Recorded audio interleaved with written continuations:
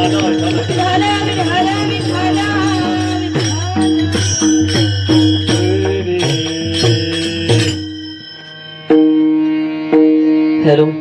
Shri Radhe, hello Shri Radhe, hello hello. जोडून या धन उत्तम व्यवहारे, जोडून या धन उत्तम व्यवहारे, उदास विचारे वेच करी. उत्तमचे गती तो एक पावेल, उत्तम भोगील जीव खारी. पर उपकारे नेने परनिंदा, पर स्त्रिया सदा बहिणी माया. उत्तमचे गती तो एक पावेल, उत्तम भोगील जीव खानी. भूतदया गायी पशुचे पालन, तान्हिल्या जीवन वना माझी. उत्तमचे गती तो एक पावेल, उत्तम भोगील जीव खानी. शांती रूपे नव्हे कोणाचा वाईट, वाढवे महत्व वडिलांचे. उत्तमचे गती तो एक पावेल, उत्तम भोगील जीव खानी. तुका म्हणे हेची आश्रमाचे फळ, परमपद बळ वैराग्याचे. उत्तमचे गती तो एक पावेल, उत्तम भोगील जीव खानी. विठाला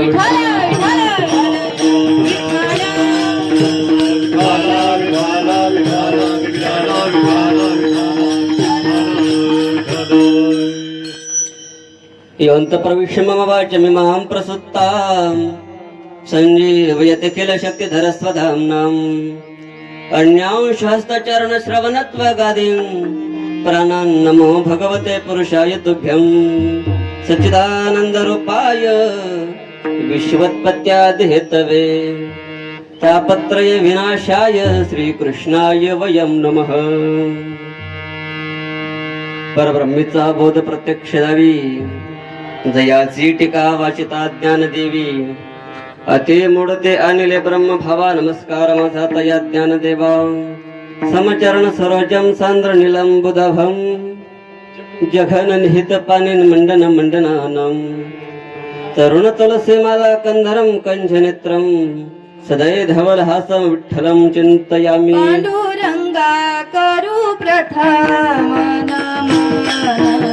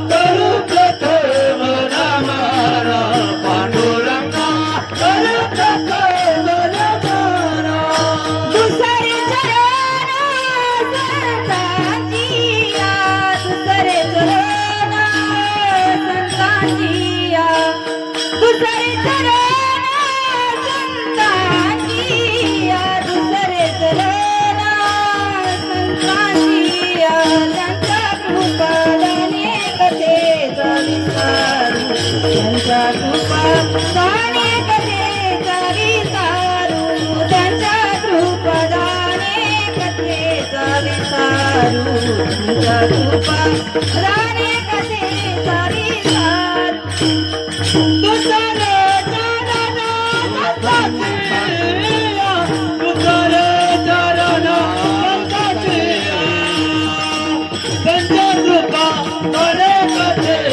कृपा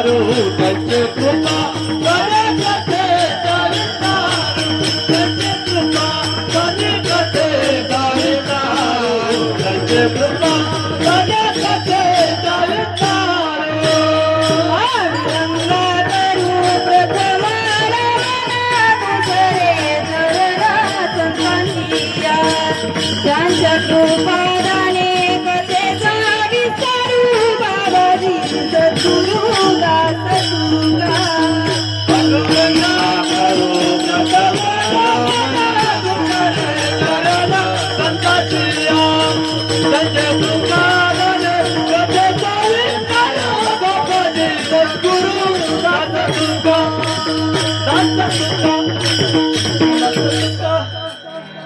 पांडुरंग कर प्रथम नमन दुसरे चरण संतांची त्यांच्या कृपा जाणे कथेचा विस्तार बाबाजी सद्गुरु दास तुका केलिया जयांचे स्मरण होय सकळ विधींचे अधिकरण तेच वन दुसरे गुरूंचे ते नमस्कारुनी आता ओम नम ज्ञानेश्वरा करुणा करा दयाळा तुमचा अनुग्रह लाधलो पावन झालो चराचरी मी कळ कुसरे काहीच नेने बोलतो वचन अति भाविका एका जनार्दने तुमचा दास त्याची आस परवावी विठाला विठाला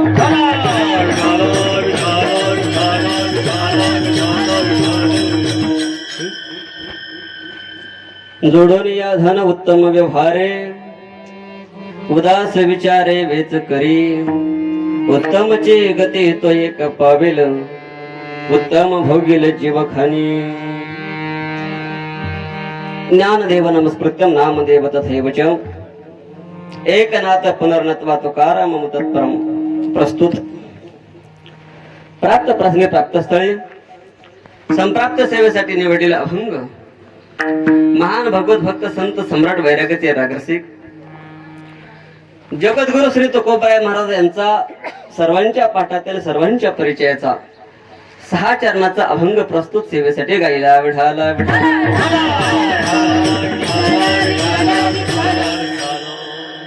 अभंगामध्ये जगद्गुरु श्री तुकोबाराय महाराज सांगतात या मृत्यू लोकामध्ये जन्माला आल्यानंतर ज्या ज्या व्यक्तीने गृहस्थाश्रम स्वीकारलेला आहे या गृहस्थाश्रम जीवाला धनाची अत्यंत गरज आहे आणि मग ते धन कमवत असताना ते असणाऱ्या वर्गाने धन कसं कमवावं तर महाराज सांगता जोडून या धन उत्तम व्यवहारे त्याने त्याच्या जीवनामध्ये धन कमवावं परंतु उत्तम रीतीने कमवावं उत्तम असणारा व्यवहार करावा कमवलेलं जे काही धन आहे ते महाराज सांगतात स्वतः जवळ ठेवायचं नाही उदास विचारे वेच करे दान धर्मासाठी पुण्य कर्मासाठी ते धन आपल्या जीवनामध्ये यथायोग्य रीतीने वापरावं याचा परिणाम काय होईल तर महाराज सांगतात उत्तमचे गती तो एक पावेल ते असणाऱ्या जीवाला उत्तम गती प्राप्त होईल महाराज ठीक आहे परंतु उत्तम गती जरी नाही प्राप्त झाली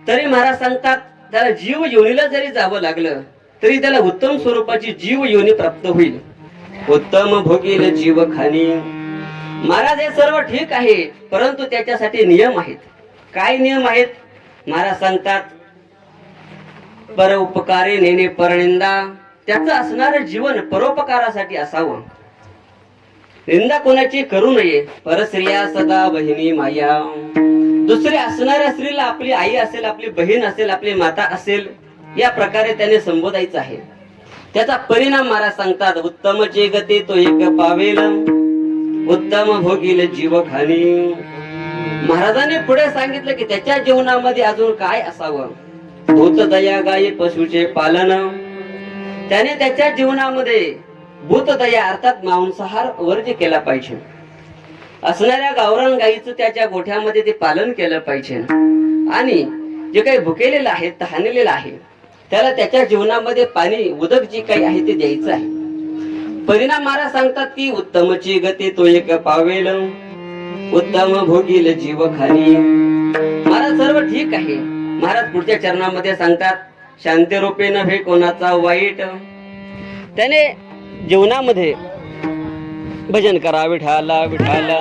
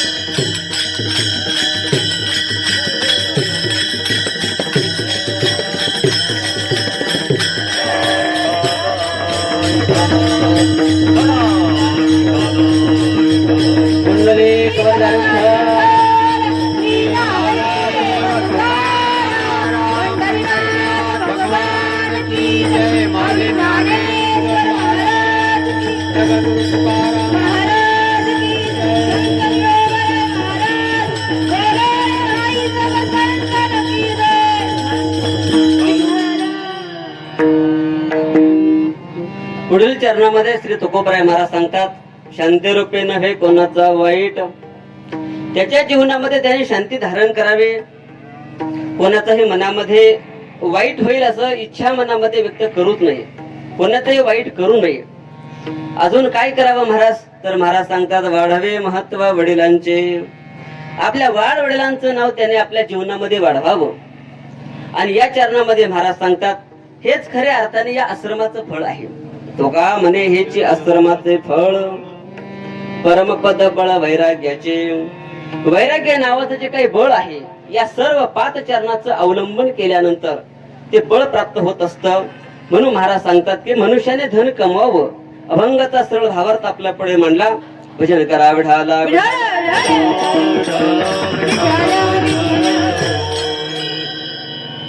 सेवेला सुरुवात करणे अगोदर थोडासा परिहार द्यायचा, तो म्हणजे असा, सर्वांना ज्ञात आहे परंतु सांगणं वक्त्याचं ते कर्तव्य आहे. मुक्त कविले तेजनिधी भगवान श्री ज्ञानोबराय, वैराग्य रागरसिक जगद्गुरु श्री तुकोबराय महाराज, अधिक करून सकल संत महात्म्यांच्या कृपा आशीर्वादाने, रुक्मिणी प्राण संजीवन भगवान श्री पंढरीश पांडुरंग परमात्म्याच्या आशीर्वादाने या ठिकाणी परमार्थ प्रेमी सर्व पोखळे परिवार आणि या पोखळे परिवाराने बांधलेली जी काही वास्तू आहे, या वास्तूचा आज शांती करण्याचं जे काही कार्य आहे ते कार्य या ठिकाणी चालू आहे. अर्थात वास्तुशांती गृहप्रवेश हा सोहळा या ठिकाणी संपन्न होत आहे.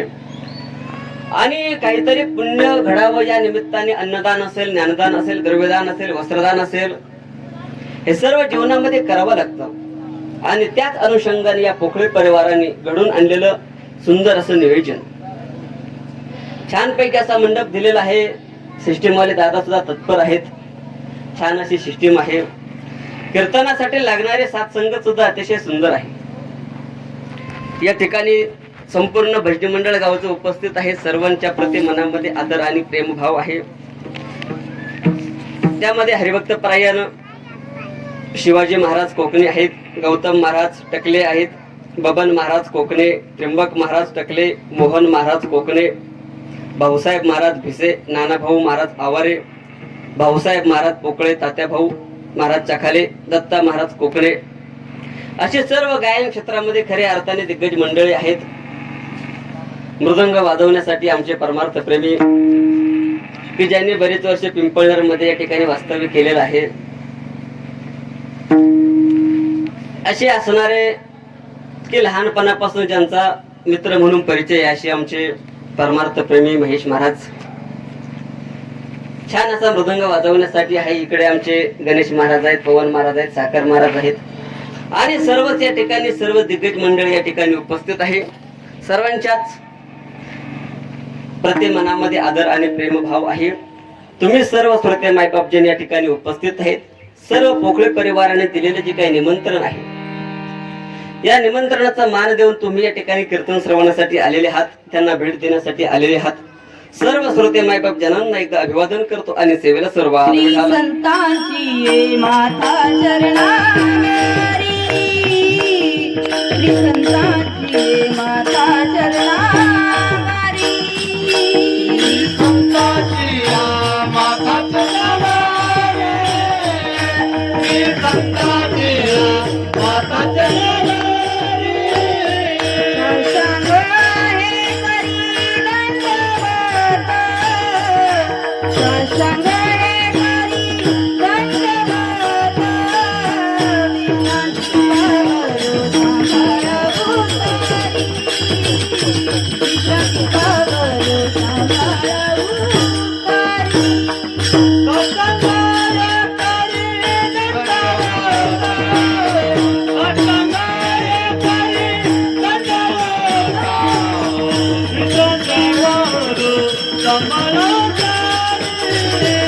विश्वाची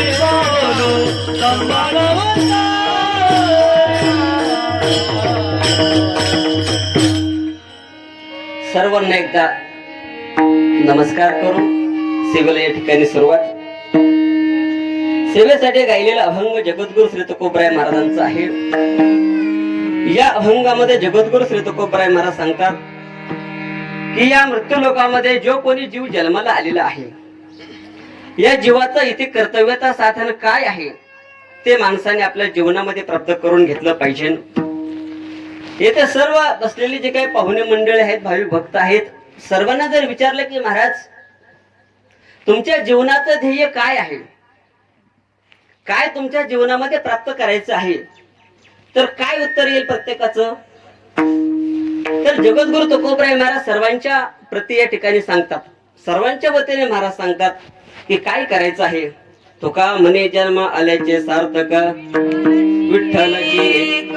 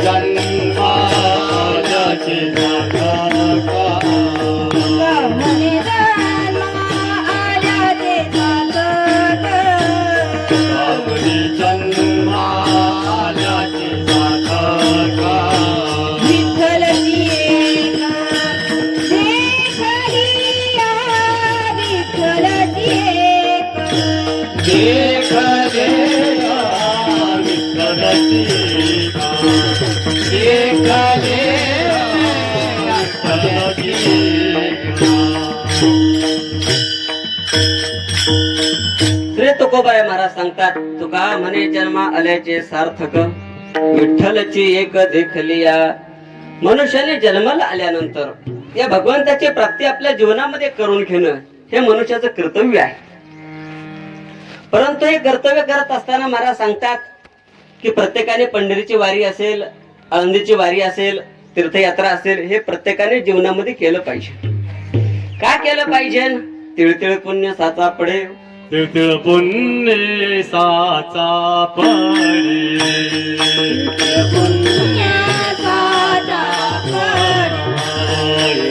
बहुता जन्मी थोडी,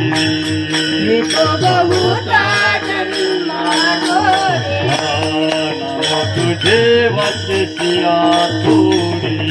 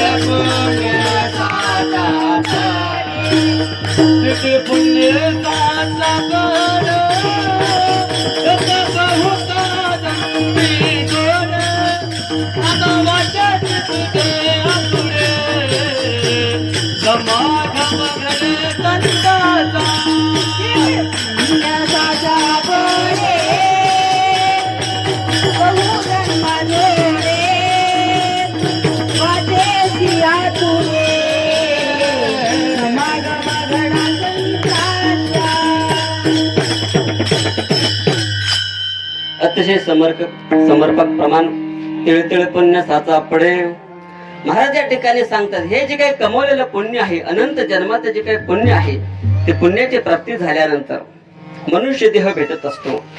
मनुष्याचं साधन आहे, साध्य आहे, याचा जर विचार जर केला तर शास्त्रकार सांगतात मनुष्याने पुण्य कमवलं पाहिजे. आणि फक्त पुण्य कमवायचं नाही, तर पुण्य कमवत असताना धन सुद्धा कमवायचं. कारण की पुण्यवान मनुष्य आहे, परंतु धन जर नसेल तर महाराज सांगतात धनवंता लागी सर्व मान्यता आहे जगी. किंवा भागवत शास्त्र सांगतं सर्व गुण कांचनम आश्रयंते. सर्व जे काही गुण आहेत ते धनाजवळ आकर्षित होतात, धनाला ते जोडले जातात. म्हणून धन सुद्धा कमवलं पाहिजे. या मृत्यू लोकामध्ये प्रामुख्याने 4 आश्रम आपल्याला पाहायला भेटतात. पहिला आहे ब्रह्मचारी आश्रम, दुसरा आहे गृहस्थ आश्रम, तिसरा आहे संन्यास आश्रम आणि वानप्रस्थ आश्रम. हे 4 आश्रम आपल्याला पाहायला भेटतात. प्रत्येक आश्रमाची साधना जगद्गुरु तुकोबराय महाराज प्रत्येकाला वेगवेगळे सांगतात. ब्रह्मचारी वर्गाला साधना वेगळी सांगितली, गृहस्थाला वेगळी साधना सांगितली, संन्यासी आश्रमाला वेगळी साधना सांगितली, वानप्रस्थ आश्रमाला वेगळी साधना सांगितली. परंतु जर या 3 वर्गाचा विचार जर केला आणि गृहस्थ आश्रमाचा विचार जर केला तर गृहस्थ आश्रम हा श्रेष्ठ आहे. साधारणतः जन्म झाल्यापासून वयाच्या 25व्या वर्षापर्यंत ब्रह्मचारी वर्ग आहे. वय वर्ष 25 ते 50 पर्यंत गृहस्थ आश्रम आहे. 50 ते 75 पर्यंत संन्यास आश्रम स्वीकारावा आणि त्याच्याही व्यतिरिक्त शास्त्रकार सांगतात 75 ते 100 पर्यंत वानप्रस्थ आश्रम स्वीकारावा.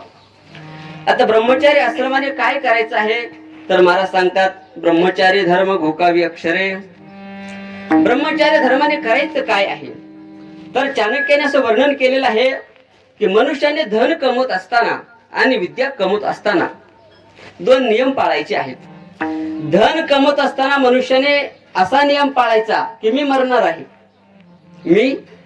आहे आणि विद्या कमवत असताना मनुष्याने असं जाणायचं की मी मरणार नाही. म्हणजे कणाकणाने ज्ञान विद्या कमवावी आणि क्षणाक्षणाने ज्ञान कमवावं. विठाला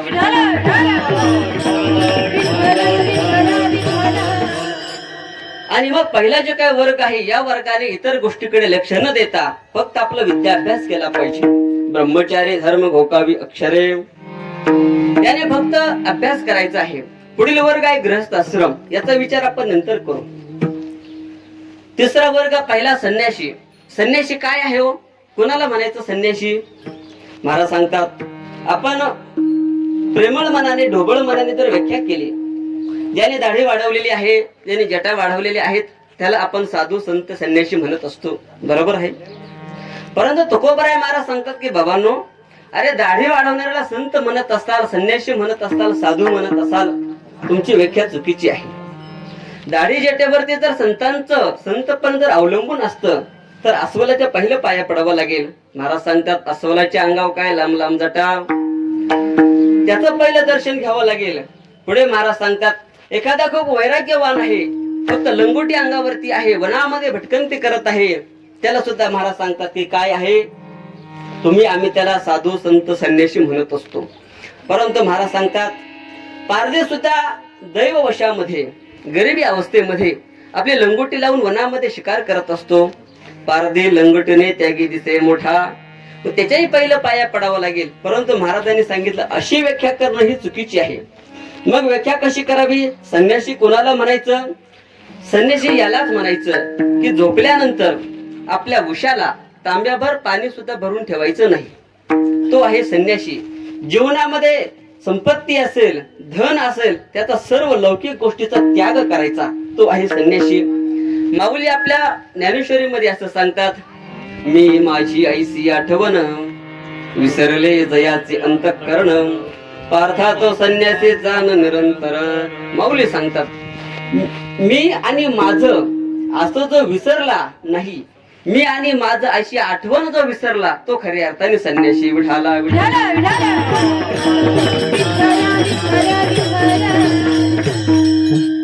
तिसरा वर्ग आहे वानप्रस्थ आश्रम. वानप्रस्थी माणसाने काय करावं? वय वर्ष झाल्यानंतर आता वाटलं की आपला संसार पूर्ण झालाय.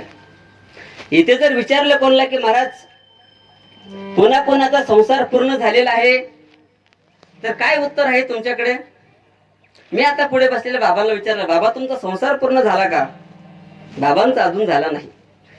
भगवंताने अजून किती वर्ष तुम्हाला आयुष्याची कालगणना वाढून दिल्यानंतर तो पूर्ण होईल? ते होऊ शकत नाही. कारण की संसार असा आहे, आपण म्हणत असतो ना की आपली जी काही पूर्व ज्यांची परंपरा जर पाहिली त्यांचा सुद्धा संसार पूर्ण झाला नाही, आपला सुद्धा तो होणार नाही.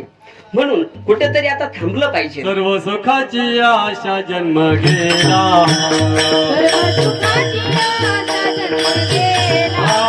क्षण मुक्ती येत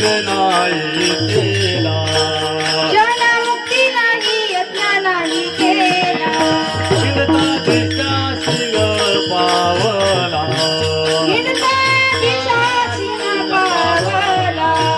माया व्यक्तीला जीव माझा हो, माझ्या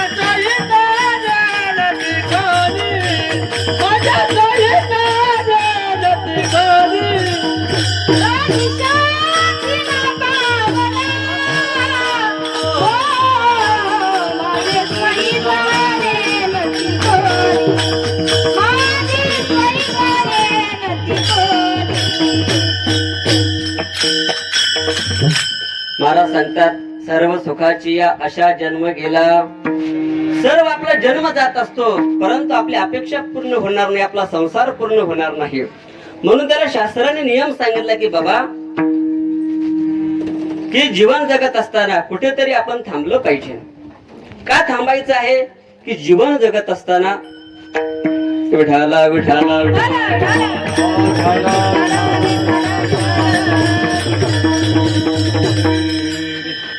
कुठेतरी आपण थांबावं. जीवनामध्ये कुठेतरी फुलस्टॉप घेतला पाहिजे ना.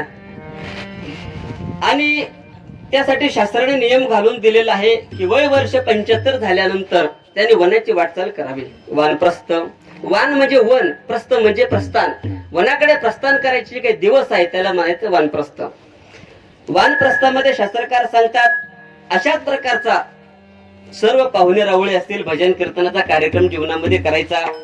सर्व असणारा संसार आपल्या या मुलांच्या आणि सुनेच्या ताब्यात देऊन संसाराचा रामराम घ्यायचा आणि वनामध्ये निघून जायचं. वानप्रस्थ तरी संयोगी वियोगी दोघाही पती पत्नीने वल्कल वस्त्र धारण करायचे, अरण्यामध्ये निघून जायचं, भगवंताचं नामचिंतन करायचं. परंतु नामचिंतन करत असताना कोणतीही बाधा मनात आली नाही पाहिजे. एखाद्याने अन्न जर दिलं तर ते ग्रहण करायचं, कुणालाही मागायचं नाही. झाडाची असणारे फळे त्या ठिकाणी तोडायची नाहीत. पडलेलं फळ जे काही आहे ते फळ फक्त खाण्यासाठी शास्त्राने अनुमती दिलेली आहे. पत्नी सोबत असून सुद्धा तिच्या सोबत पत्नीत्वाचं नातं टिकवायचं नाही. ती एक साधू आहे, मी एक साधू आहे असं जीवन त्या ठिकाणी वागायचं. नाहीतर बघा ना, रामप्रभू लक्ष्मणदादा सीतामाता सुद्धा वानप्रस्थ आश्रमामध्ये जात असताना 14 वर्षाच्या कालखंडामध्ये सीतामाता आणि रामप्रभू सोबत आहेत. परंतु वानप्रस्थ तरी संयोगी वियोगी संयोगामध्ये राहून सुद्धा ज्याला वियोग असतो त्याला म्हणायचं वानप्रस्थ. हा आश्रम आहे वानप्रस्थ. आणि आपण दुसरा आश्रम पाहिला होता तो आहे गृहस्थ आश्रम. शास्त्र सांगतात की गृहस्थ आश्रम अतिशय श्रेष्ठ आहे. का बरं श्रेष्ठ आहे? शास्त्राने सांगितलं की याच आश्रमावरती 3ही आश्रम अवलंबून आहेत. बघा ना, सर्व त्या ठिकाणी मला वाटतं गृहस्थी आश्रमी आहेत पुढे बसलेले. आपण जीवन जगत असताना आपण जे काय कमवलेलं धन आहे, आपण आपल्या मुलांचं असणारं पालन पोषण करत असताना, ते ब्रह्मचारी अवस्थेमध्ये असताना त्यांच्या लालनाचे पालनाची जबाबदारी या आश्रमावरती आहे. बरोबर आहे. पुढील आपले 50 वर्षा पुढीलचे काही आई वडील आहेत, त्या आई वडिलांची जबाबदारी आपल्यावरती आहे. संन्यासी असेल, साधू असेल, याचक म्हणून जर आपल्या दारामध्ये आला तर त्याला भिक्षा देणं, त्याला मधुकरी देणं, त्याला धन देणं हे या वर्गावरती आहे. म्हणून शास्त्राने सांगितलं का हा वर्ग श्रेष्ठ आहे. या 3 वर्गाला वेगळी साधना आणि या एका वर्गाला वेगळी साधना. त्यांना सांगितलेलं आहे बाबांनो तुम्ही काय करा, काळ सारावा चिंतने, एकांतवासी गंगा स्नाने, देवाच्या पूजने प्रदक्षिणा तुळशीच्या. महाराजांनी सांगितलं तुम्ही काय करावं तर वनामध्ये जायचं, काळ सारावा चिंतने. आपला जो काय बहुमूल्य वेळ आहे, टाइम इज मनी, जो काय वेळ आहे हा वेळ जीवनामध्ये सत्कर्मी लावावा. परंतु राहायचं कुठं तर गंगेच्या काठावरती राहायचं, एकांतामध्ये राहायचं. लोकांचा सहवास त्या ठिकाणी साधूनी करायचं नाही. काळ सारावा चिंतने, एकांतवासी गंगा स्नाने, तुळशीची प्रदक्षिणा करायची, देवाची पूजा करायची, तुळशीची प्रदक्षिणा करायची, ही साधना त्याला सांगितली. आणि गृहस्थी माणसाला काय सांगितलं, महाराजांकडे गृहस्थ गेला आणि सांगितलं महाराज मी आता पेरणीचे सीजन चालू आहेत, मी काही पेरणी करणार नाही. तुम्ही सांगितलंय दिन रजनी ह्याचे धंदा, गोविंदाचे पोवाडे, मी आता काही ते करत नाही, बसतो भजन करीत. महाराजांनी सांगितलं बाबा अरे ते साधना तुझ्यासाठी नाही, तुझ्यासाठी काय साधना आहे. महाराजांनी सांगितलं कामामध्ये काम, काही म्हणा राम राम. अरे तो काम करत असताना हे कर्मच तुझं राम आहे. हे कर्म करत असताना तू देवाचं नाम चिंतन कर, हीच तुझ्यासाठी साधना. विठाला विठाला.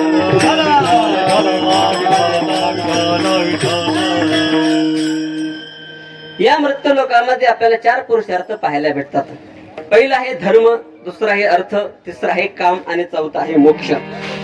फारसं चिंतन आपल्याला वाढवायचं नाही. जो काही अर्थ नावाचा पुरुषार्थ आहे तो आपल्या जीवनामध्ये प्राप्त झालाच पाहिजे. बर का महेश महाराज, जर मनुष्याच्या जीवनामध्ये अर्थ असेल त्याच्या जीवनाला अर्थ आहे. बघा ज्याच्याकडे अर्थ आहे त्याच्या जीवनाला अर्थ आहे. आणि ज्याच्या जीवनामध्ये अर्थ नाही त्याच्या जीवनाला सुद्धा अर्थ नाही. विठाला विठाला.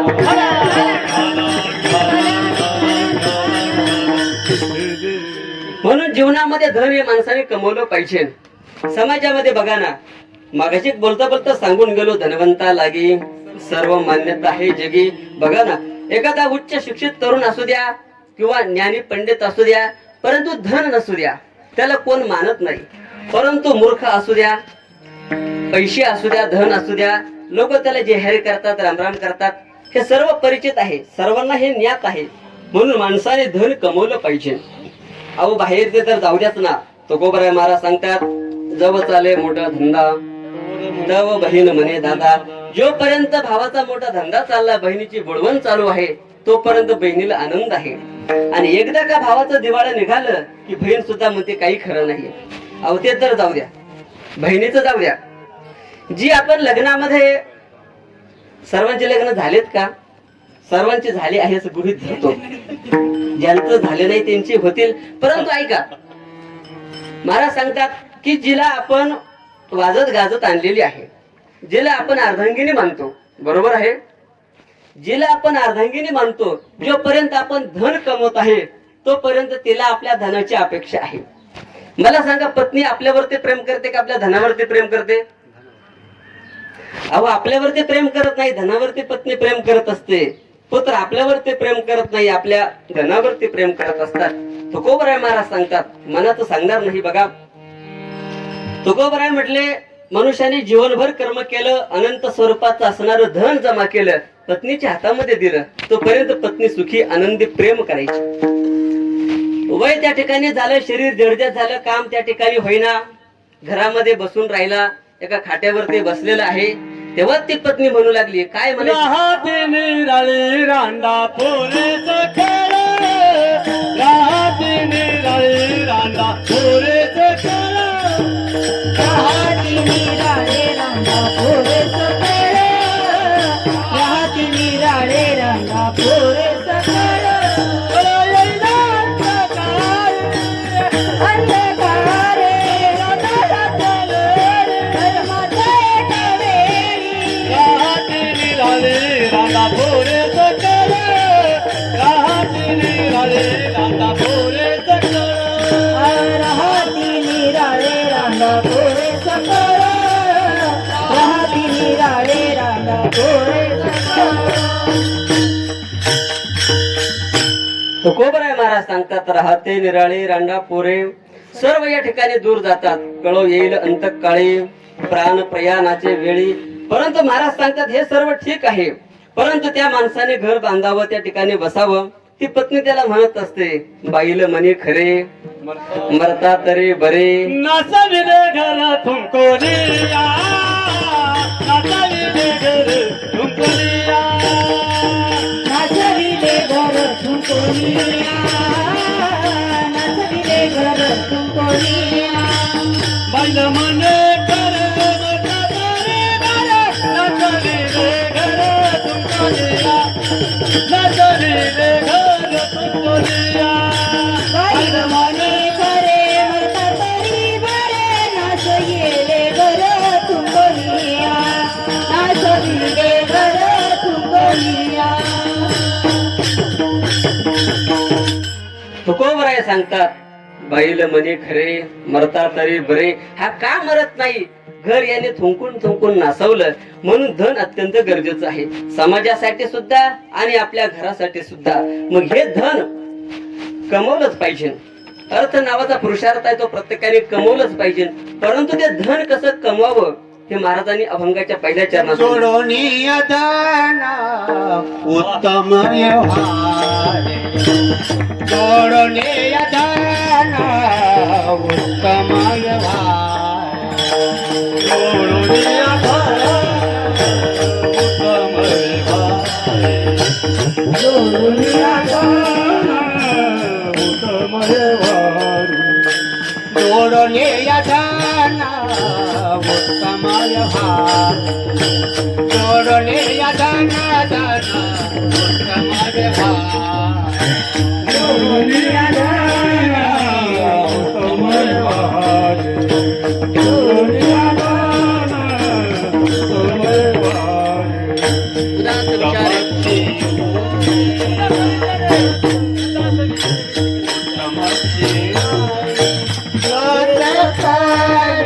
उत्तमाची गाठी तो एक पावे उत्तमाची गाठी तो एक पावे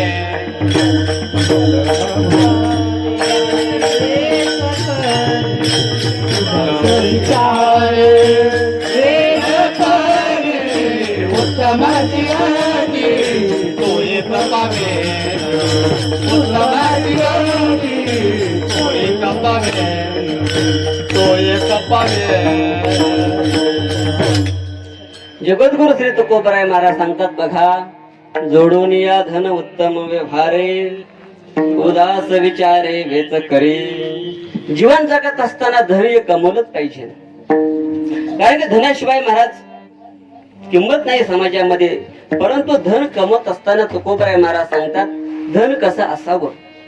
अनितीचं धन जीवनामध्ये असूच नये.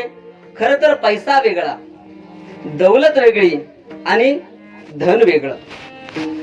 दौलत कशाला म्हणायची की एखाद्याचा देह रूपी त्याला नष्ट करून त्याचं जी काही संपत्ती आहे ती संपत्ती आपण आपल्या जवळ घेतली की त्याला म्हणायचं दौलत. पैसा कशाला म्हणायचं की दिवसा ढवळ्या समाजाकडून पैसा लुबाडणं, गरिबाची असणारी प्रॉपर्टी हरण करणं, त्याची असणारी संपत्ती हरण करणं, तो आहे पैसा. आणि धन कशाला म्हणायचं. महाराज सांगतात की उत्तम रीतीचा व्यवहार करून त्याच्या बदल्यात प्राप्त झालेला जो काही मोबदला आहे त्याला म्हणायचं धन. विठाला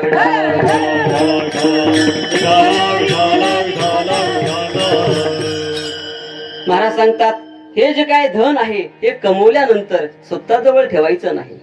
बघा ना, आपल्याला असं बघायला भेटतं की जे 40-50 वर्षापूर्वीचा कालखंड जर आपण पाहिला, आता सर्व वयस्कर मंडळी समोर उभे आहेत.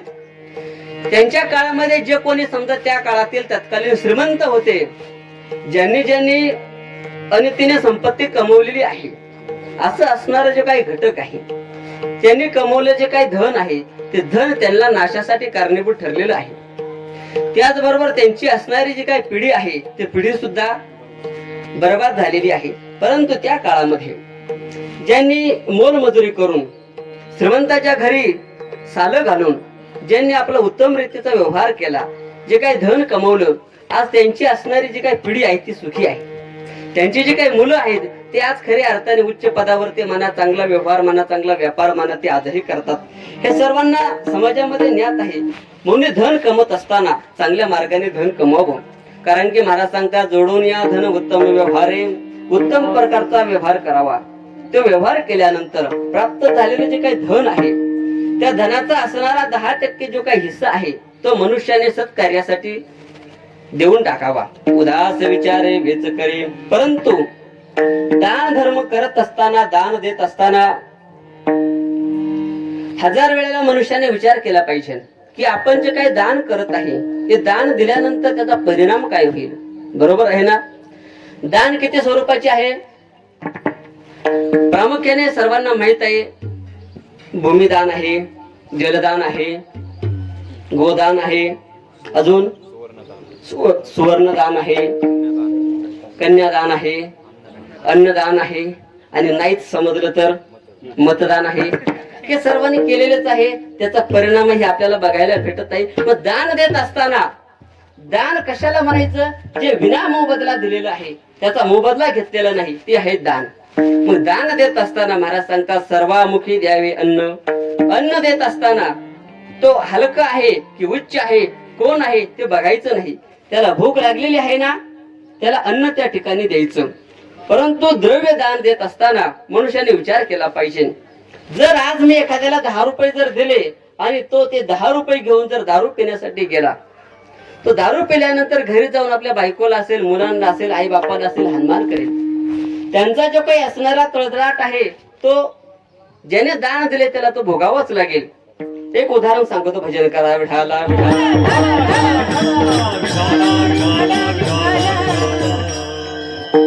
महाभारतामध्ये असं एक दृष्टांत आलेला आहे, कथा आलेली आहे की हस्तिनापूरचे राजे धर्मराज आपला कारभार पाहत असताना एक याचक महाराजांकडे आला आणि सांगितलं की राजे काहीतरी दान द्या, याचक आहे. सूर्यास्ताच्या वेळेला महाराजांनी काय केलं, एक 25 पैसे दान त्या याचकाच्या हातावरती दिले. सांगितलं बाबा जा. सकाळ झाल्यानंतर त्या याचकाने काय केले की आपले 25 पैसे घेतले आणि बाजारामध्ये गेला. एक जाळं विकत घेतलं. कशाचं? मासे. आणि आयुष्यभर आपली जी काही उपजीविका आहे ते एका नदीवरती करू लागला. अनंत स्वरूपाचे मासे त्या ठिकाणी पकडायचा, बाजारामध्ये विक्रीसाठी न्यायचा. याचं जीवन त्या ठिकाणी आयुष्यभर त्यांनी हा कर्म केलं. पुढे इकडे हस्तिनापूरचा राजा धर्मराज, कलियुगाचे आगमन होणार आहे. भगवान कृष्ण परमात्मा परलोकाला निघून गेलेले आहे. तेव्हा सांगितलं की आता ज्या भूमीमध्ये भगवान परमात्मा नाही त्या भूमीमध्ये राहणं योग्य नाही. म्हणून पाचही पांडव आणि द्रौपदी मातेने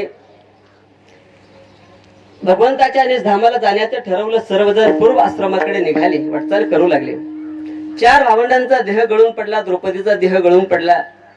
शेवटी धर्मराज एकट्या यमपुरीला जाऊन पोचतात. यमाने सांगितलं की धर्मराज, तुमचं आमच्या या यमलोकामध्ये तुमचं स्वागत आहे. तेव्हा धर्मराजाने प्रश्न केला की हा कोणता लोक आहे, इथे काय आहे? तेव्हा धर्मराजाला यमराज सांगू लागले की हा यमलोक आहे. कलियुगामध्ये ज्याने ज्याने जे काही कर्म केलेलं आहे, चांगलं असेल अथवा वाईट असेल, त्याचा भोग घेण्यासाठी त्याला इथे यावंच लागतं. जर त्याने चांगलं कर्म केलं असेल तर त्याला चांगलं भोग या ठिकाणी भोगण्यासाठी देतात. जर वाईट कर्म केलं असेल तर त्याला वाईट कर्म त्या ठिकाणी भोगावं लागतं. ठीक आहे. सर्व त्या ठिकाणी तो यम दरबार फिरून पाहिला. शेवटी एका कोपऱ्यामध्ये आल्यानंतर एक वाईटातला वाईट असणारा नरककुंड पाहिला. आणि नरककुंड पाहिल्यानंतर सर्वांनी विचार केला की महान पुण्यशील धर्मराज या ठिकाणी आलेत, त्यांना पाहिल्यानंतर आपलं पुण्य वाढेल आणि पापाची असणारी सजा कमी होईल. सर्वजण त्या नरकातून डोकं वर काढून पाहू लागले. परंतु तेथे असणारे त्यांचा एक भाऊबंद, त्याने मात्र विचार केला काय की आयुष्यभर आपण ज्या धर्मराजाला त्रास दिलेला आहे त्याचा जितका मोठा यथायोग्य सत्कार या ठिकाणी होत आहे आणि मला या नरक कुंडामध्ये पडावं लागलेलं आहे, काय माझं दुर्दैवी आहे, याचं मला तोंड बघायचं नाही. आणि त्यांनी आपलं जे काही मुख आहे त्या घाणीमध्ये बुडवलं. बुडवल्यानंतर धर्मराजाने यम धर्माला विचारलं की महाराज हा कोण आहे? तेव्हा यम धर्माने सांगितलं महाराज हा तुमचा भाऊ आहे, तुमचा हा दुर्योधन आहे. ठीक आहे, माझा दुर्योधन. परंतु धर्मराज त्या दुर्योधनाला आयुष्यभर कधी दुर्योधन म्हटले नाही, त्याला सुयोधन म्हणायचे. अरे माझा सुयोधन इकडे काय करतोय? पळत पळत जातात. हात त्या नरक कुंडामध्ये घातला आणि त्याला वर काढण्याचा प्रयत्न करू लागले. तेव्हा यमराजाने आज्ञा केली धर्मराज खबरदार, जर याला वर काढाल तर, कारण घेतला नियम आहे, केले कर्म झाले त्याची भोगा आले. जे कर्म केलेलं आहे तेच भोगावं लागतं. याचं कर्म जे काही आहे, याने जीवनामध्ये अघोर कर्म केलेलं आहे आणि त्या कर्माची शिक्षा, त्या कर्माचं असणारं प्रायश्चित्त त्याला भोगावंच लागेल. धर्मराजाने सोडून दिलं, इकडे आले.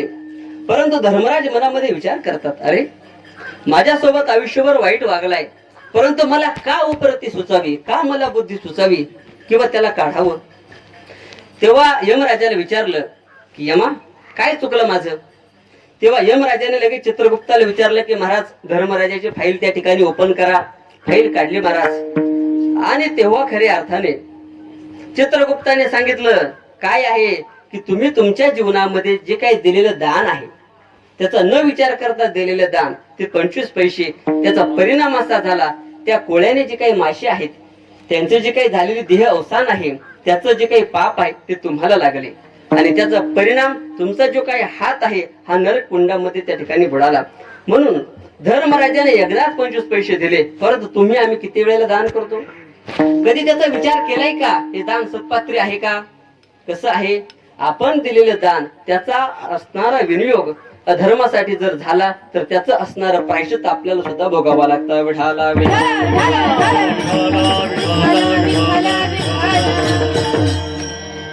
महाराजांना सांगितलं की महाराज ठीक आहे, आम्ही दान धर्म सुद्धा करू का? शास्त्र सांगते हस्त पवित्र यदि दान पुण्यम पाद पवित्र मेदी तीर्थयात्रा. आम्ही दान करू, परंतु दान केल्यानंतर आम्हाला होईल काय? तर महाराज अभंगाच्या उत्तमाची गती तो एक पावेना, उत्तमाची गती तो एक पावेना, उत्तमाची गती तो एक पावेना, उत्तमाची गती पावेला उत्तम भोगीला जीव खानी उत्तम भोगीला जीव खानी उत्तमाची गती तो एक पावेला उत्तमाची गती तो एक पावेला उत्तमची भोगी भोगीला जीव उत्तमची भोगीला जीव खाणी उत्तमची गाती उत्तमची गाती तोयक पावेला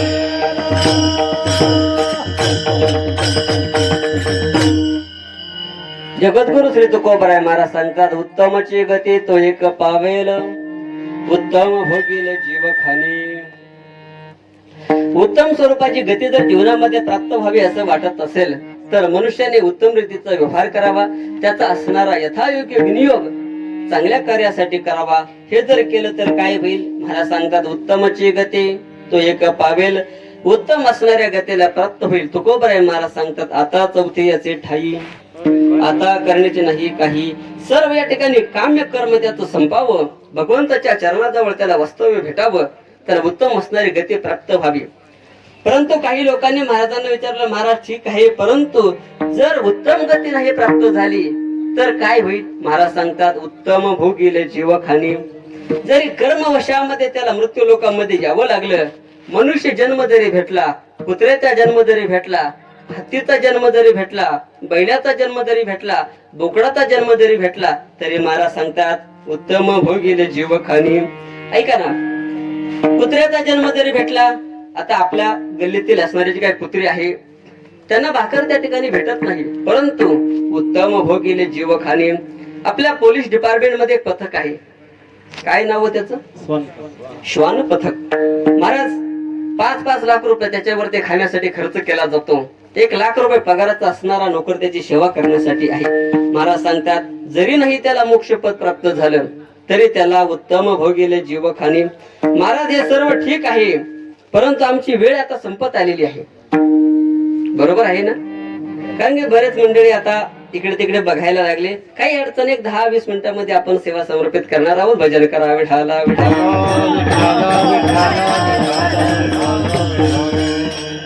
महाराज सर्व ठीक आहे, तुमचं आम्हाला पटतंय, परंतु आम्ही काय करावं? महाराजांनी सांगितलं पर उपकारी नेने पर निंदा, पर श्रिया सदा बहिणी माया. सांगितलं बाबा, अरे जीवन जगत असताना तुझं असणारं जीवन उपकारासाठी वापरावं. तुकोबराय महाराजांनी आपल्या जीवनात असणारा बहुतांश कालखंड समाजसेवेसाठी केला. शेवटी महाराजांनी सांगितलं तुका म्हणे आता उरलो उपकारा पुरता, आता फक्त जगावरती उपकार करावं एवढंच शिल्लक आहे. म्हणून तुमचं आमचं जीवन सुद्धा परोपकारी असावं, कोणालाही खऱ्या अर्थाने मदत करावी. महाराजांनी सांगितलं ठीक आहे, अजून काय? पर उपकारी नेने पर निंदा, कोणाची निंदा खऱ्या अर्थाने करू नये आणि आपणही कोणाची करू नये आणि कोणाची ऐकून सुद्धा घेऊ नये. कारण की महाराज सांगतात निंदकापाशी येते अशिषही पापे.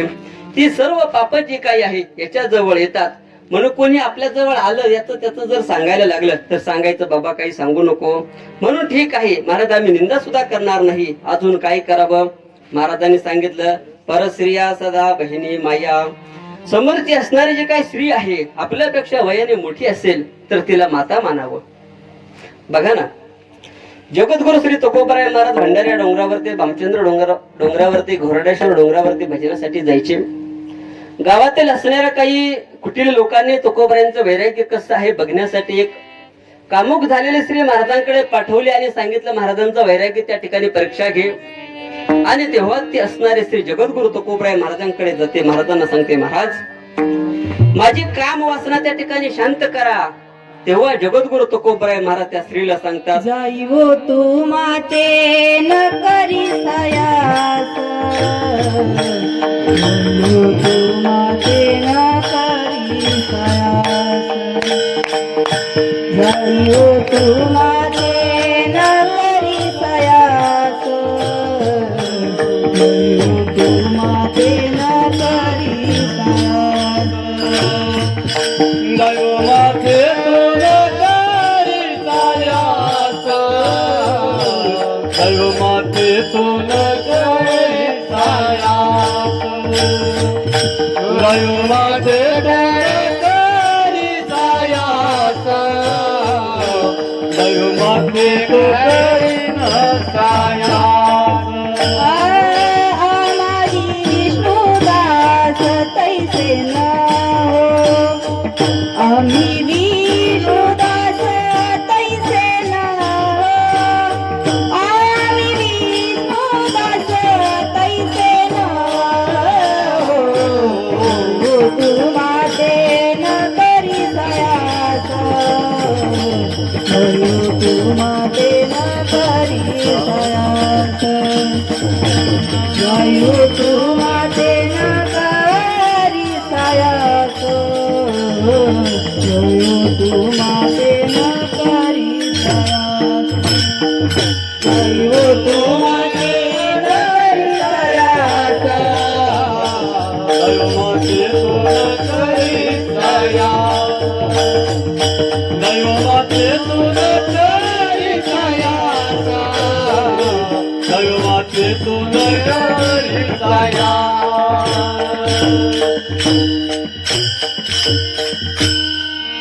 तुकोबराय महाराज त्या माता माऊलीला सांगते जायव तो माते न करे सायास आम्ही विष्णुदास तैसे न हो माते आम्ही तसं नाही तू या ठिकाणी निघून जा. छत्रपती शिवाजी महाराज आपलं राज्याचं राज्यकारभार करत असताना काही असणाऱ्या सेनापतींनी कल्याणच्या सुभेदाराची जी काही सून आहे त्या सुनेचं घेऊन आले महाराजांकडे. महाराजांना सांगितलं महाराज की आम्ही संपत्ती सुद्धा भरपूर आणली आणि तुमच्यासाठी नजराणा आणलेला आहे. तेव्हा छत्रपती शिवाजी महाराजांनी सांगितलं काय नजराणा आणलेलं आहे. तेव्हा त्यांनी सांगितलं महाराज कल्याणच्या सुभेदाराची सून आहे, अतिशय रूपवती आहे, तरुण आहे, गोंडस आहे. ठीक आहे. छत्रपती शिवाजी महाराजांनी राग आला आणि सांगितलं खबरदार.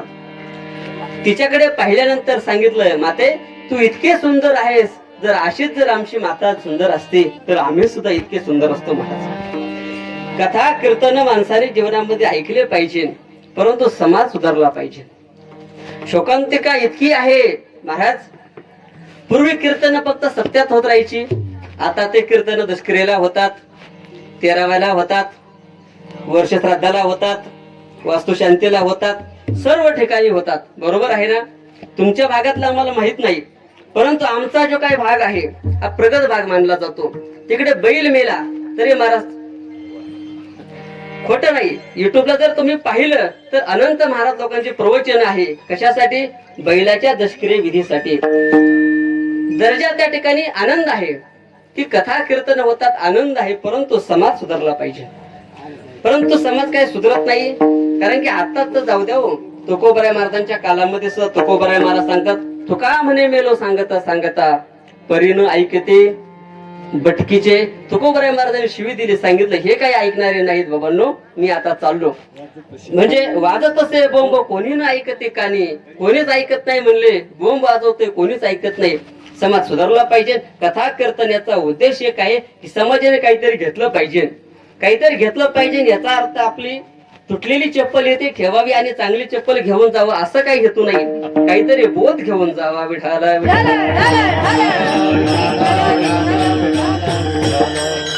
म्हणून हे महाराज सांगतात जी काही स्त्री आहे, जी काही माता आहे, तिला आपण बहीण म्हटलं पाहिजे, तिला आपण माता म्हटलं पाहिजे.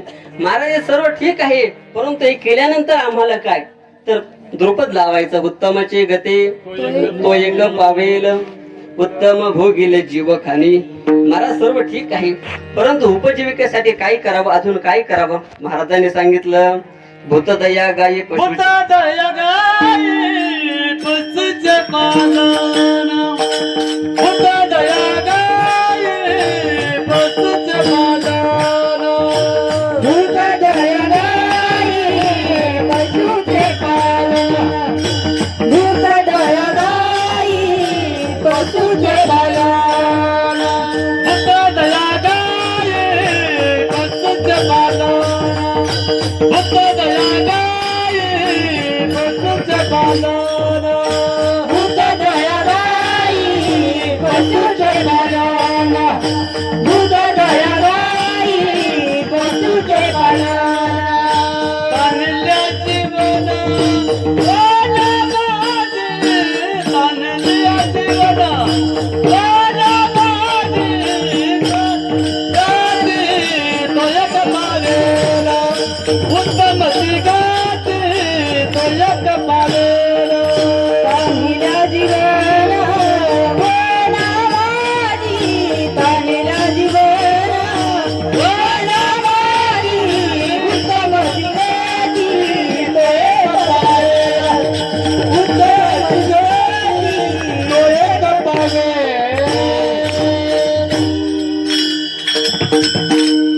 महाराजांनी सांगितलं, भूतदया गाये पशुचे पालन, तान्हिल्या जीवन बना माझी. माणसाने मांसाहार टाळला पाहिजे. भूतदया म्हणजे काय? की कोण्याही जीवाची हत्या करायची नाही, सर्वांच्या वर ते प्रेम करावं, ही आहे भूतदया. अजून करायचं काय? गायीचं पालन करायचं. गायीचं पालन म्हणजे जरशा गायीचं नाही, तर गावरान गाय असावी. भगवान कृष्ण परमात्म्याने जी काही खोड्या केलेल्या आहेत, ज्या काही गायी सांभाळलेल्या आहेत, त्यातील असणारा जो काही अंश आहे, त्यांचाच पुढे वाढणारा वंश जो काही आहे, ते गावरान गाय प्रत्येकाने पाळावी. महाराज हे सर्व ठीक आहे, अजून करावं काय? महाराज सांगतात, तान्हिल्या जीवन वनामाची. आपल्या घरी कोणीही याच्या आला तरी त्याला तांब्याभर पाणी आणि अर्धी भाकर त्या ठिकाणी द्यावी. का? शास्त्रकार सांगतात, विनमुख गेली या अतिथी नेही सुकृताची गाठी. महाराज सुकृत तो घेऊन जात असतो, म्हणून जीवनामध्ये हे सर्व त्याने करावं. तान्हिल्या जीवन वनामाची. महाराज सर्व ठीक आहे, परंतु भेटणार काय? उत्तमाची गती तो एक पावेल, उत्तम भोगेल जीव खाणी. ठीक आहे महाराज, अजून करावं काय जीवनामध्ये? तर महाराज सांगतात, शांती रूपे नावे कोणाचा वाईट, शांती रूपे नावे कोणाचा वाईट, शांती रूपे नावे कोणाचा वाईट, शांती रूपे नावे कोणाचा वाईट.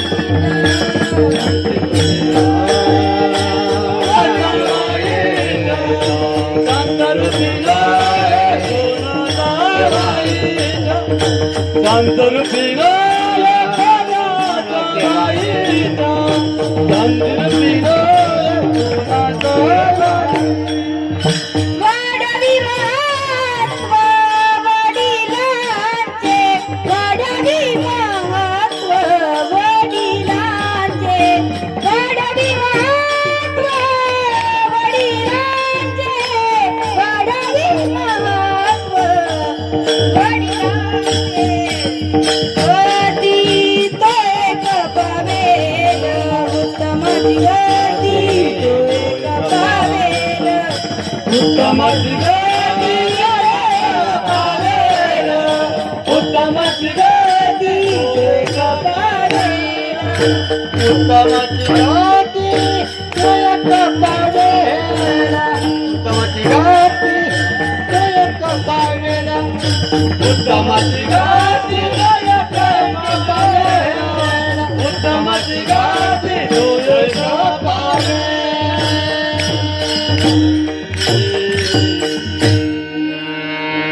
तुकोबराय महाराज सांगतात, शांती रूपे नव्हे कोणाचा वाईट, वाढवे महत्व वडिलांचे. मनुष्याने जीवनामध्ये शांतता धारण करावी. का शांतता धारण करावी? जर मनुष्य रागावला, ऐका, जर मनुष्य रागावला तर होतं काय? माणूस जादा ऑक्सिजन घेत असतो, श्वास जास्त घेत असतो, आणि त्याचा परिणाम मनुष्य लवकर मरतो. कारण की बघा, मनुष्याला देह भेटत असताना, जन्म भेटत असताना भगवंतांनी आयुष्य आपल्या कर्मावरती दिलेलं नाही, तर आपल्या श्वासावरती दिलेलं आहे. की बाबा, हे तुला इतक्या कोटी श्वास दिलेले आहेत, तुला ते 2 दिवसात संपायचे का 100 वर्ष वापरायचे, हे तुझं तू ठरव. म्हणून रागवलेला माणूस जास्त श्वास घेतो आणि लवकर मरतो. म्हणून शास्त्र सांगतं की शांती माणसाने धारण करावे. शांती रूपे नव्हे कोणाचा वाईट, कोणाचं वाईट करावं असं मनामध्ये इच्छा सुद्धा नसावी, आणि कोणासोबतही वाईट नसावं असं त्याचं जीवन असावं. अजून काय? तर महाराज सांगतात, वाढवे महत्व वडिलांचे. आपल्या असणाऱ्या वाढ वडिलांचं महत्व त्या ठिकाणी वाढवावं. खर तर या घटकामध्ये 3 जण अशी आहेत, तर ते आपल्या वाढ वडिलांचं नाव नरकाला नेऊन घालतात, आणि 3 जण अशी आहेत की ते नाव, आपलं वाढ वडिलांचं नाव वाढवतात. कोण कोण आहेत 3 जण? येथे आहेत का बसलेले कोणी? शास्त्रकार सांगतात की बघा, 3 जण कोण आहेत? आपल्या वाढ वडिलांचं नाव नरकाला घालणारे कोण? तर शास्त्रकार सांगतात 3 जण आहेत. एक आहे निंदा करणारा, दुसरा आहे लोभी, आणि तिसरा आहे व्यभिचारी. लोभी मनुष्य करतो काय? महाराज सांगतात, लोभावरी ठेवून या हित, असत्य करते न्यायनेत, तयाचे पितर नरकी किडे होती. त्याचं खऱ्या अर्थाने जे काही पितर आहेत ते नरकात जाऊन किडे होतात. निंदा करणारा, त्याचे असणारे वाढ वडील सुद्धा नरकाला जातात. आणि व्यभिचार करणारा, भागवत शास्त्रामध्ये असं वर्णन केलेलं आहे, हे मानवा पाप कृतस्तु सर्वदा, सदा दुराचारता विमार्ग क्रोधाग्नी जगदा कुटिलाक्ष कामीन या घटकातील सर्व जो काही जीव आहे तो आपल्या वाड वडिलांचं नाव नरकाला घालत असतो. महाराज सांगतात, जो काही जुगार खेळत आहे, मांस भक्षण करत आहे, परस्त्री करत आहे, मदिरापान करत आहे, या सर्व घटकाला नरकाला जावं लागतं. त्याचे जे काही पितर आहेत 72 पिढ्या नरकाला जात असतात. महाराज सांगतात, आहा कटकटा करीती पितर वंशी दुराचारी पुत्र झाला. ते सांगतात, आमच्या वंशामध्ये दुराचारी पुत्र झाला. हे आहे तिघजण वाड वडिलांचं नाव नरकाला घालणारे. आता तिघजण कोण आहे? तो आपल्या वाड वडिलांचं नाव वाढवणारे. पहिलं आहे देशभक्त, दुसरं आहे हरिभक्त आणि तिसरं आहे उत्तम ग्रस्त करणारा, अर्थात उत्तम संस्कार करणारा. देशभक्त बघा ना, छत्रपती शिवाजी महाराजांची माता आईसाहेब जिजाबाई, त्यांनी या देशासाठी त्यांचा असणारा सुपुत्र दिला. महाराज या असणारी महाराष्ट्राची निर्मिती झाली, राज्य त्या ठिकाणी करू लागले. आजही महाराष्ट्र छत्रपती शिवाजी महाराजांना विसरत नाही. 350 वर्ष होऊन गेले म्हणून देशभक्त आहे. त्यांचे असणारे माता पिता धन्य असतात. दुसरं आहे हरिभक्त. हरिभक्त सुद्धा ज्या कुळामध्ये जन्माला येतो ते कुळ सुद्धा पावन होतं. पवित्र ते कुळ पावन तो देश, जेथे हरीचे दास जन्म घेती. त्यांची भूमी सुद्धा धन्य होत असते. धन्य ते अर्ण रत्नाची ते खान. सर्वांना हे प्रमाण सर्व पाठ आहेत. महाराज सांगतात, धन्य त्याचे माता, धन्य त्याचा पिता, यांचे मायबाप धन्य होतात. कोणाचे? हरिभक्ताचे. आणि तिसरा वर्ग आहे तो उत्तम संसार करणारा. उत्तम संसार म्हणजे काय हो? शास्त्रकार सांगतात, उत्तम संसार म्हणजे काय, उत्तम गृहस्थ म्हणजे काय. शास्त्राने सांगितलेलं आहे, सानंद सदनम सुतस्य सुधी कांता मृदभाषिनी सन्मित्रम सदनम स्वैश्वरते स अज्ञापरा सेवका आतिथ्यम शिवपूजनम प्रतिदिनम मिष्टान्न पान गृहे साधो संगम पासते हि सततम धन्य गृहस्थ आश्रमः. सानंद सदनम, घरामध्ये नेहमी आनंद असावा. सानंद सदनम, मुलं त्या ठिकाणी ऐकणारी असावेत. सुतस्य सुधी, पत्नी कशी असावी? कांता मृदू भाषिणी, पत्नी गोड बोलणारी असावी. धन कसं असावं? सधनम, मित्र कसे असावेत? सन्मित्र असावेत, चांगले मित्र असावेत. स्वयंश्वरती, स्वतःच्या पत्नी समवेतच रममान होणार असावा. अजून शास्त्र सांगतं काय? शिवपूजनम, आतिथ्यम, आतिथ्याची सेवा करणारी, शिवाचं पूजन करणारी आणि रोज जेवणामध्ये एक तरी गोड पदार्थ, असं ज्याचं जीवन आहे. शास्त्रकार सांगतात, धन्य गृहस्थ आश्रम हा. आता वाईट गृहस्थ आश्रम म्हणजे काय हो? शास्त्राने त्याचं सुद्धा प्रमाण दिलं. काय? कृशांती शिशव सवारी सदनम पंकाकृतम चांगनम. ज्याच्या घरामध्ये काय आहे? कृशांती शिशव, घरामध्ये गेले की मुंग्या असतील, किडे असतील, ढेकण असतील. कृशांती शिशव सवारी सदनम, ज्याचं घर नेहमी वल्ल आहे. पंकाकृतम चांगनम, शय्याच्या दंशवती ऋषेन धुमेन पूर्ण गृहम, ज्या घरामध्ये धूर आहे असं असणारं घर. भार्या निष्ठुर भाषिणी प्रभृती क्रोधे पूर्ण सदा, त्या घरातील असणारा पुरुष नेहमी रागाने बोलतो, भार्या कर्कश आवाजामध्ये बोलते. शास्त्र सांगतं, याचा असणारा ग्रहस्थ आश्रम धिक्कार असो. विठाला विठाला. हा उत्तम ग्रहस्थ म्हणजे काय? तर शास्त्र सांगतं, आई वडील जिवंत असताना सुद्धा त्यांचं असणारं कर्म करणारा, त्यांची असणारी सेवा करणारा, ते गेल्यानंतर सुद्धा शास्त्रकार सांगतात, का सोम सूर्यादी ग्रहणे यवने करते पार्वणे माता पिता मरणे अंकित जे दिवस. हा आहे उत्तम संसार करणारा. झालेली सेवा भगवान परमात्म्याच्या चरणावरती समर्पित करून सेवेला पूर्णविराम द्यायचा आहे. तत्पूर्वी सर्वांनी एकदा मोठ्या प्रेमाने भगवंताचं भजन करा. विठोबा रखुमाई, जय जय विठोबा रखुमाई, विठोबा रखुमाई, विठोबा रखुमाई, विठोबा रखुमाई, विठोबा रखुमाई,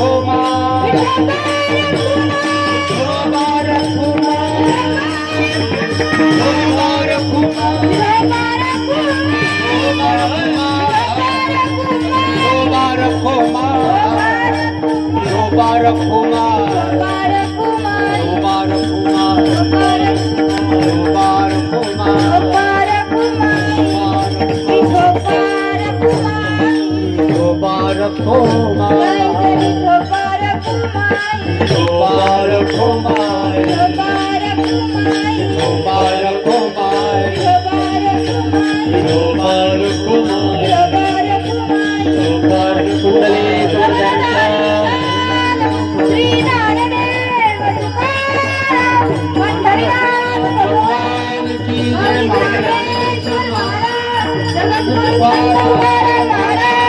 शिवछत्रपती शिवाजी महाराज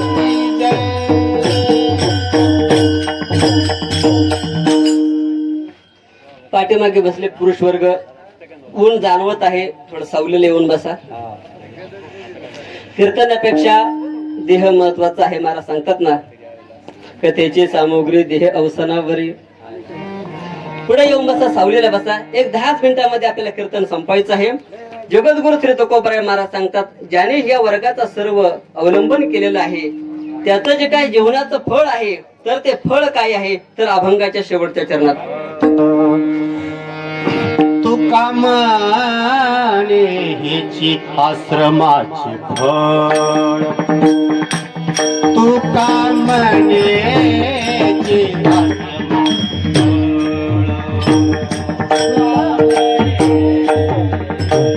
आश्रमाची फळ, तुका म्हणे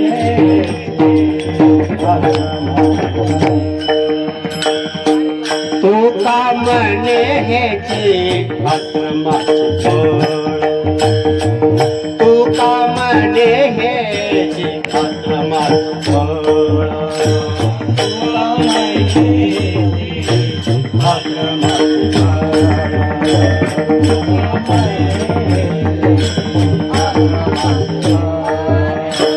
परमपद बळ वैराग्याचे, परमपद बळ वैराग्याचे, वैराग्याचे उत्तमची गती तो एक पावे, उत्तमची गती तो एक पावे. परमपद बळ वैराग्याचे, परमपद बळ वैराग्याचे, वैराग्याचे उत्तमची गती उत्तमची गती तो एक उत्तमची खान कोण, उत्तमची भोगी जीव खाणे, जीवा खाणे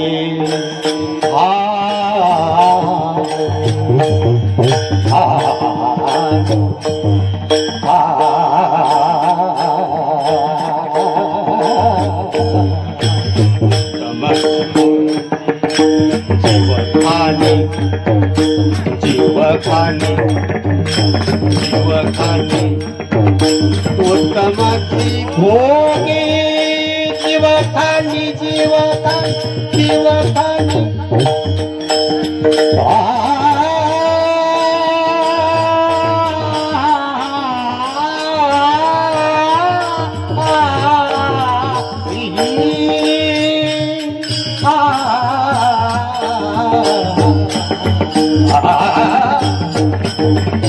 जीव खाणे, जीव खाणे, जीव खाणे उत्तमाची भोगे, जीव खाणे.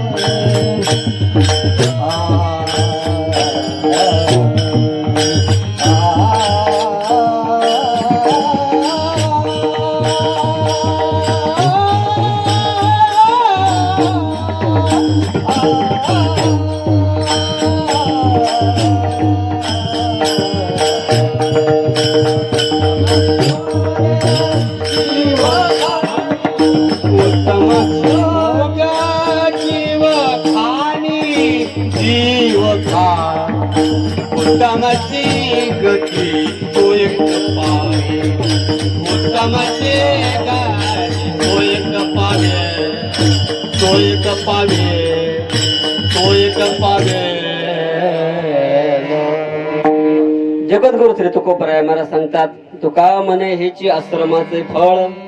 प्रत्येक आश्रमाचं फळ वेगळं आहे, परंतु गृहस्थ आश्रमाचं फळ आहे परमपद बळ वैराग्याचे. मनुष्याने विषय लोभी त्या ठिकाणी असू नाही, तर खऱ्या अर्थाने वैराग्यवान असावं. झालेली सेवा भगवान परमात्म्याच्या चरणावरती समर्पित करायची आहे. फक्त मोजून 5 मिनिटांमध्ये वास्तुशांती का करावी कथा सांगतो आणि सेवेला पूर्ण विराम. विठाला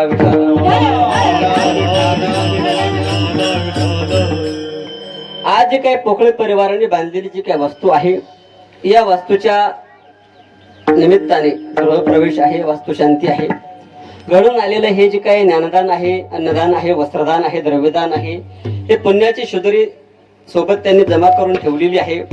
कारण की मृत्यू लोकातील असणाऱ्या मूलभूत गरजा 3 आहेत: अन्न, वस्त्र आणि निवारा. प्रत्येकाने कमवलंच पाहिजे. त्या अनुषंगाने हे सर्व यांनी कमवलेलं आहे. वास्तुशांती का करावी? या वास्तूमध्ये एक वास्तू नावाचा राक्षस वास करत असतो, बरोबर आहे. त्याची शांती करणं महत्वाचं आहे. जर नाही त्याची शांती केली तर शास्त्रकार सांगतात ते माणसाला त्रास देतात, घरात भांडणं होतात, अनंत असणारे कारण त्याचे वर्णन केलेली आहेत. परंतु शास्त्रकार सांगतात त्या वास्तू नावाच्या राक्षसाची शांती केलीच पाहिजे. आज जे काही केलेलं पुण्य कर्म आहे ते त्याला प्राप्त झाल्यानंतर तो शांत होत असतो. का वास्तू शांती करायची? महाराज, ही जी काही भूमी आहे त्या भूमीमध्ये दोष आहे. बघा ना, सृष्टी निर्माण झाल्यापासून ही जी काही पृथ्वी आहे हे कोणाच्या मालकीची होती पहिले काही माहित नाही, बरोबर आहे. येथे काही जीवाणू आहेत किंवा नाही, प्रत्येकाची भूमीची काही आहे ही दोषाणू दर्शित आहे, दोष आहेत. ते दोष निवृत्त होण्यासाठी ही वास्तुशांती केली पाहिजे. आपण या वास्तूसाठी बांधलेलं जे काही वाळू जी काही आहे, रीती जी काही आहे, ती कुठून आणतो? अनेक ठिकाणाहून, अर्थात नदीवरून आणत असतो. आता ही जी काही नदी आहे ती कुठे असते? आता तुम्हाला सुद्धा एक नदी आहे, तिला काही पाणी नाही, मी येताना पाहिलं. परंतु जी पाण्याची नदी आहे तिच्यामध्ये जी काही वाळू आहे ती वाळू आणली जाते. ती नदी प्रत्येक गावाच्या शेजारून जात असते, बरोबर ना. आणि मग तेथील गावातील असणारी जी काही स्मशानभूमी आहे ती नदीच्या काठावरती असते. त्या गावातील असणारे प्रेत त्या स्मशानभूमीमध्ये जाळले जातात. त्याची असणारी जी काही राख आहे, ती जी काही हस्ती आहे, ती सर्व त्या पाण्यामध्ये, त्या जलामध्ये विसर्जित केली जाते. त्याचा असणारा अमंगल स्पर्श जे काही आहे तो या रेतीला झालेला असतो. आणि आपण वास्तू बांधल्यानंतर त्यांचा जो काही अमंगलमय स्पर्श आहे तो मंगलमय करण्यासाठी केलेलं नियोजन म्हणजे वास्तुशांती. विठाला आपण या वास्तूची निर्मिती करत असताना पाया जो काही खांदत आहे, हाताने असेल, जेसीबीने असेल, ते पृथ्वी माता ही काय आहे हो? आपण तिला माता म्हणतो, आई म्हणतो. आईचं पोट या ठिकाणी आपण फाडत असतो आणि फाडल्यानंतर आपली वस्तू तयार करतो. त्याची आजच्या या दिवशी क्षमा याचना करायची असते, बरोबर आहे. म्हणून हे केलेलं कर्म. पुढे चला, आपण दाराला जे काही चौकट बांधत असतो, बरोबर आहे. दरवाजा जो काही आहे तो लाकडाचा आहे. आपण एखाद्या झाडाची कत्तल जी काही आहे ती केली जाते, त्याच्यापासून फळ्या म्हणा, चौकट म्हणा तयार केले जाते. त्याचा जीवाणूचा जो काही आहे त्याचा बळी दिला जातो, त्याच्यापासून ते तयार केलं जातं. त्याची सुद्धा आजच्या या दिवशी त्याची पूजा करतात ना. चौकट बांधल्याबरोबर त्याची पूजा केली जाते, क्षमा याचना मागितली जाते. म्हणून असंख्य असणारे जे काही कारण आहेत ते कारणाचा विचार केला तर शास्त्राने सांगितलं बघा हे कर्म त्या ठिकाणी केलं पाहिजे. म्हणून आज पोकळे परिवाराने ही वास्तुशांती केलेली आहे, गृहप्रवेश केलेला आहे. भूदेवतांनी या ठिकाणी यज्ञ केलेला आहे. त्यांचे असणाऱ्या पवित्र मंत्राने ती वास्तू पवित्र केलेली आहे. या ठिकाणी कीर्तन केल्यानंतर माऊली, महाविष्णू, ज्ञानोबा, तुकोबराय अधिक करून सकल संतांचा जयघोष झालेला आहे. म्हणून यांना एक शुभेच्छा देतो आणि पुढे चलतो. झालेली सेवा पुनश्च एकदा सर्वांच्या चरणावरती समर्पित करून ज्ञानोबराय, तुकोबराय, नळोबराय अधिक करून सकल संतांच्या चरणावरती, भगवान परमात्म्याच्या चरणावरती सेवा समर्पित करून या ठिकाणी कीर्तनाला सर्व लाभलेले गुणजन, गायक, वादक वृंद सर्वांच्या चरणावरती नतमस्तक होतो. सर्वांच्या प्रती प्रेम आणि आदरभाव आहे. नावं प्रत्येकाची मी वाचलेली आहेत कारण की तुमचा आणि माझा काही परिचय नाही, परंतु सर्वांना एकदा दंडवत करतो. आमचे मामा या ठिकाणी संजय महाराज झगडे उपस्थित आहेत. त्याचबरोबर लांबून लांबून आलेले पोकळे परिवारावरती अतोनात जे काही प्रेम करत आहेत सर्व नातेवाईक या ठिकाणी उपस्थित आहेत. सर्वांच्या चरणावरती पुनश्च एकदा ज्यांनी मला या ठिकाणी बोलवलं, आमचे सागर दादा आहे, त्यांनी निमंत्रण दिलं की महाराज घराची वास्तुशांती आहे, तुम्हाला यावं लागेल. चालेल, ठीक आहे. पूर्वीपासूनचा जो काही ऋणानुबंध आहे त्या अनुषंगाने तुम्हा सर्व श्रोते मायबाप जनांचं झालेलं जे काही दर्शन आहे. आमचे मृदंग वादक बालमित्र आमचे थवापासूनचे पिंपळनेर क्षेत्रामध्ये असल्यापासून महेश महाराज आहेत. सिस्टीमवाले दादा अतिशय सुंदर आहेत, छान अशी सिस्टीम दिली, आवाज तुमच्यापर्यंत पोहोचला. सर्वांना एकदा अभिवादन करतो आणि आता सेवेला पूर्ण विराम. ज्ञानेश्वर बाबुजी महाराज